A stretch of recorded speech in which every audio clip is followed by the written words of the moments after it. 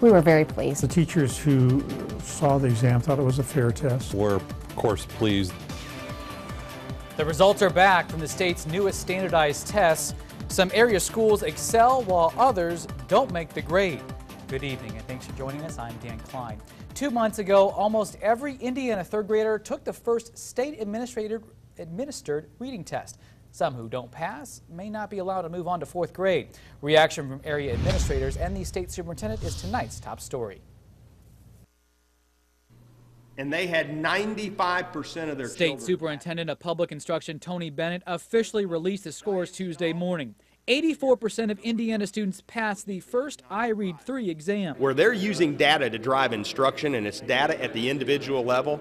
And I think that's a common thread of successful schools. And if we can scale that among all schools in the state, I think we'll begin to crack this nut a little better. Tippecanoe School Corporation officials say 2 schools got a perfect score, Cole and Montani Elementary. Overall, 88.5% of TSC students passed. I think it gives us an extra data point confirming what we already know about each of our children in the classroom. West Lafayette did even better with a 96.2% pass rate. But Superintendent Rocky Killian has some doubts. I think it being a new assessment, there's still some work that has to be done with analyzing the results and determining whether or not this actually measures the success of students in their reading. But more than just an assessment, the IREAD-3 is another high-stakes exam.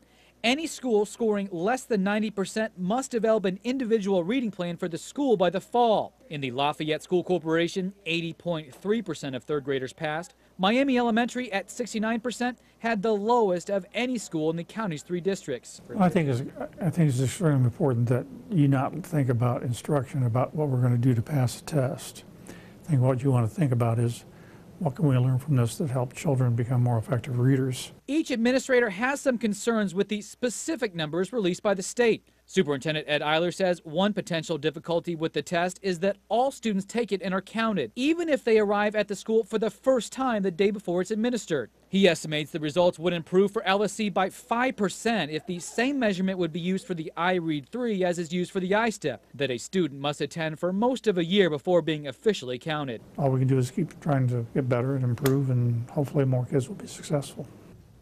Some students are given exemptions for either language barrier reasons or because they are special needs students.